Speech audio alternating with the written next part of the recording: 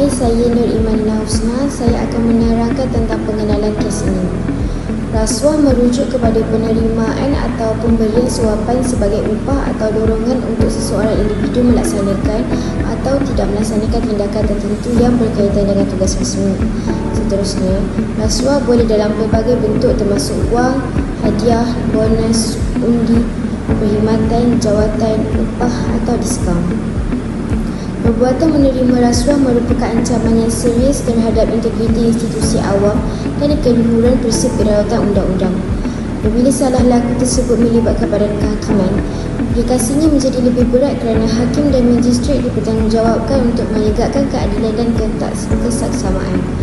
Rasuah dalam sistem kehakiman bukan sahaja menjejaskan keyakinan masyarakat, malah boleh melemahkan keseluruhan sistem perundangan sesebuah negara.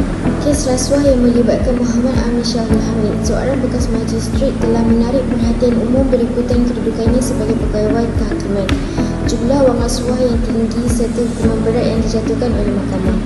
Perbuatan tertuduh menerima rasuah bukan sahaja mencemarkan imej perkhidmatan awam, malah turut menjejaskan kepercayaan masyarakat terhadap institusi kerajaan.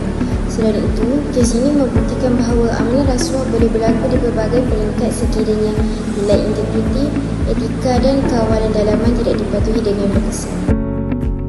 Saya Melissa Cheong. Saya akan bentang tentang latar belakang dalam kes ini. Muhammad Amin Syahul Hamid memegang jawatan magistrat, iaitu satu tugas yang menuntut integriti tinggi dan profesionalisme. Tugas utamanya adalah untuk memastikan keputusan kehakiman dibuat secara adil dan tidak berat sebelah serta bebas daripada sebarang pengaruh perbualan. Namun, dalam kes ini, Muhammad Amin didapati menyalahgunakan kuasa kehakimannya demi keuntungan peribadi. Tuduhan utama terhadap beliau adalah meminta dan menerima rasuah daripada seorang ahli perniagaan yang terlibat dalam kes pengelupan rokok. Sebagai balasan, beliau didakwa bersetuju untuk memberi keputusan kehakiman yang memihak kepada pemberi rasuah. Tingkah laku ini jelas melanggar etika kehakiman, prinsip kehadiran dan kebebasan kehakiman.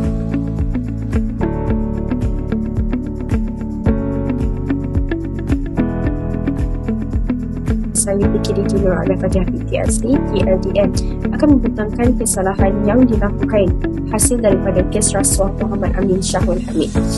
Muhammad Amin Syahul Hamid telah melakukan kesalahan menerima rasuah, meringankan hukum pihak perniagaan dan menyalahgunakan kuasa untuk kepentingan peribadi dan menyimpangkan keadilan. Jadi yang kita sedia maklum, yang pertama sekali, beliau menerima rasuah dari pihak tertentu semasa menjalankan tugas rasmi. Perbuatan menerima rasuah mencemarkan imej badan kehakiman kerana masyarakat mengharapkan hakim dan magistrat bertindak secara adil dan bebas dari pengaruh luar. Dan yang kedua, kesalahan beliau iaitu meringankan hukuman pihak perniagaan dengan tindakan tertuduh memberi kelebihan kepada pihak tertentu secara tidak adil dan menimbulkan persepsi bahawa undang-undang boleh diubah atau dilanggar untuk kepentingan individu. Seterusnya, penyalahgunaan kuasa untuk kepentingan peribadi iaitu dengan menggunakan kedudukan rasmi bagi keuntungan diri sendiri dan menunjukkan sikap tidak bertanggungjawab serta merosakkan integriti perkhidmatan awam. Dan akhir segala kesalahan yang kita peroleh daripada kes ini iaitu menyimpangkan keadilan, bahawa tindakannya memutarbelitkan proses keadilan kerana membuat keputusan yang berat sebelah yang menjejaskan prinsip keadilan dan keterusan sistem kehakiman. Seterusnya, saya akan membentangkan bahagian 5.0 iaitu rangka undang-undang dan peruntutan berkaitan. Kes ini didakwa di bawah Atas Suruhanjaya Pencegahan Rasuah Malaysia 2009, iaitu undang-undang utama dalam membanteras rasuah di Malaysia. 3 seksyen utama terlibat dalam kes ini iaitu Seksyen 16-A-B merujuk kepada kesalahan meminta atau bersetuju menerima suapan bagi perbuatan rasmi. Seksyen 17-A pula melibatkan kesalahan menerima suapan oleh ejen atau penjawab awam. manakala hukuman diperuntukkan di bawah Seksyen 24 iaitu penjara sehingga 20 tahun dan denda minimum 5 kali ganda nilai suapan. Hukuman berat ini mencerminkan keseriusan kesalahan, terutamanya kerana tertuduh merupakan seorang pegawai kehakiman. Saya akan terangkan kesan-kesan dan implikasi kes rasuah ini. First, kita akan lihat kepada kesan kepada masyarakat. Pertama, situasi ini berisiko menghakiskan kepercayaan awam terhadap integriti institusi kehakiman sekaligus menimbulkan keraguan terhadap ketulusan setiap keputusan mahkamah. Ini disebabkan yang terlibat dalam rasuah ni adalah seorang ahli magistrat. Dan selain daripada itu, pelibatan pegawai mahkamah dalam gejala rasuah menimbulkan polemik tentang kemungkinan bahawa keadilan ini boleh diperdagangkan, boleh macam nak get out of certain situation, diorang boleh bayar duit je rasuah untuk keluarkan diri daripada situasi tersebut, sekaligus mencemarkan kesucian institusi perundangan. Sekali kita akan tengok kepada kesan kepada ekonomi.